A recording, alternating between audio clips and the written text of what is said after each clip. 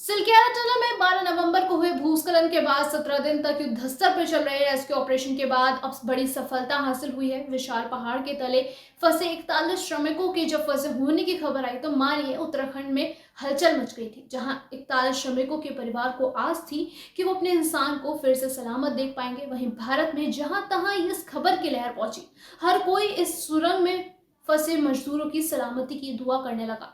वहीं एसडीआरएफ से लेकर एनडीआरएफ, पुलिस प्रशासन से लेकर आर्मी, हर कोई इस मिशन में शामिल हो गया।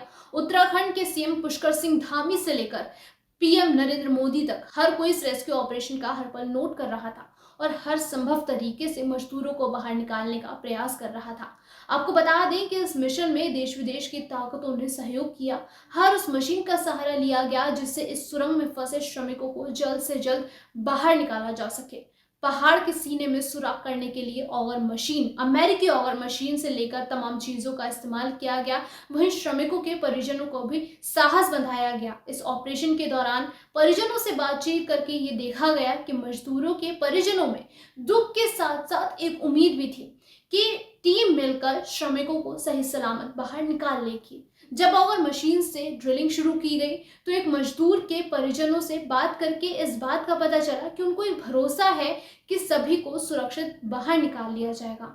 जिस तरह से पूरी टीम इस काम में जुटी हुई है, उसको लेकर हर कोई पूरी कोशिश कर रहा है। इस मिशन में भगवान से लेकर विज्ञान सभी का सहारा लिया गया। सुरंग के बाहर भगवान का मंदिर भी बनाया गया और इस रेस्क्यू ऑपरेशन के पूरे होने की दुआ की गई।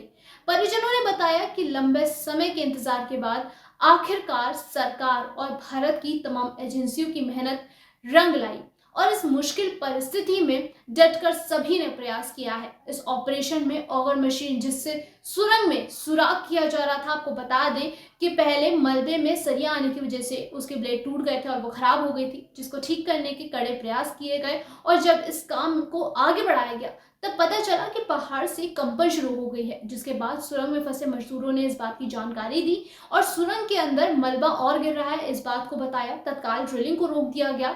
इसके लिए दूसरे तरीके खोजे गए। टनल के रास्ते से ड्रिलिंग की गई, वर्टिकली ड्रिलिंग भी इसमें शुरू की गई। आपको बता दें कि मजदूरों का साहस बढ़ाने के लिए उनसे बातचीत की गई। उन्हें तमाम चीजें भी सुरंग के अंदर उपलब्ध कराई गई, जिसमें शुरुआती दिनों में उन्हें सूखा मेवा खाने को दिया गया था। साथ ही कैमरे के जरिए सुरंग के अंदर के हाल का जायजा भी लिया गया। इसके साथ कुछ दिनों बाद उन्हें खिचड़ी भी दी गई और साथ ही कुछ दवाइयां भी पहुंचाई गई और उनकी परिजनों से बात भी कराई गई, जिसकी मदद से श्रमिकों और उनके परिजन दोनों में ये उम्मीद बनी रही कि जल्द ही उन्हें सही सलामत बाहर निकाल लिया जाएगा। इसके साथ ही आपको बता दें कि श्रमिकों को सुरंग से बाहर निकालने के बाद के सारे इंतजाम कई दिनों पहले से ही किए जा चुके थे। हर पल इस बात की उम्मीद थी कि किसी भी पल श्रमिकों को बाहर निकाला जा सकेगा। सभी इंतजाम किए गए थे जिससे कि उनके उपचार में देर ना हो। 17 दिन चले जिंदगी की जंग में बड़ी जीत हासिल हो गई है। इस सफलता पर पीएम मोदी ने भी श्रमिकों से बात करके खुशी जाहिर की है। अभी के लिए फिलहाल इतना ही, जल्द वापस आएंगे तमाम जानकारियों के साथ। तब तक के लिए बने रहिए इन खबर पर।